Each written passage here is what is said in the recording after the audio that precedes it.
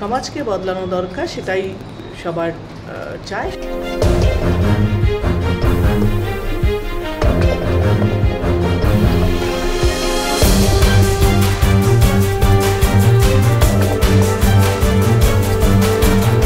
শুরু করে সবাই বলছে অসন্তুষ্ট, কি বলবেন এই বিষয়ে?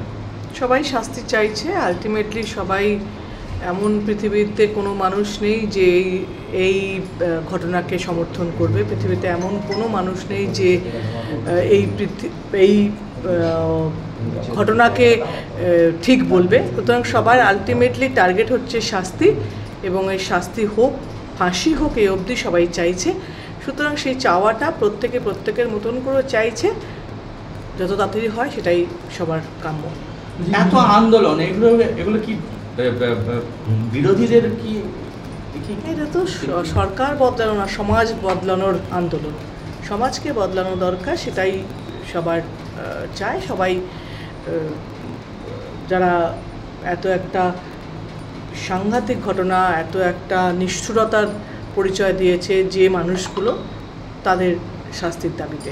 বলছি নির্যাতিতার নাম এবং ছবি সোশ্যাল মিডিয়া থেকে সরিয়ে দিতে বলেছে সুপ্রিম কোর্ট, কিন্তু দেখা যাচ্ছে যারা আন্দোলনকারী, যারা রাস্তায় হাঁটছে, তারা বিভিন্ন ক্ষেত্রে ব্যানারের নাম এবং ছবি ব্যবহার করছে, তো সেটা নিয়ে কিছু বলবেন? কিন্তু আমার বলা কিছু নেই। সুপ্রিম কোর্ট বলছে মানুষ মানছে না, কি মানুষ বলছে কোর্ট মানছে না, কি সেটা ওদের যারা করছে, যারা বলছে তাদের ব্যাপারে। কিন্তু আমার হাসপাতালে এখনো কর্মবিরতিতে সবাই আছে, সব জায়গায় যেটা হচ্ছে এখানেও তাই হচ্ছে। যেখানে এটা কি শেষ হওয়া উচিত নয়?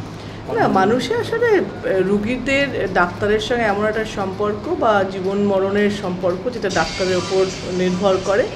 সুতরাং চাইবো যে মানুষ যাতে বাঁচতে পারে, সেই জন্য নিশ্চয়ই ডাক্তারদের সেই মানুষগুলোর প্রতি নজর দেবেন। শাস্তির মতোই হবে, বা যেরমভাবে বিচার চলছে, এবং সিবিআইকেও অনেকটা তৎপর হন বলে সবাই আরও বেশি চাইছে, সেটাই হবে। ডাক্তারদের জায়গা থেকে যে যারা মুমূর্ষ বা যারা এমার্জেন্সিতে আসবে, তাদেরকে চিকিৎসা করে সুস্থ করুক, এটাই আবেদন করব। বলছি ইনভেস্টিগেশনে আজকে প্রায় 7 দিন হতে চলে সিবিআই ইমপ্রুভমেন্ট। সিবিআইকে প্রশ্নটা করলে ভালো হবে না, যে ওদের ইমপ্রুভমেন্ট কী হয়েছে, ওরা কী করছে?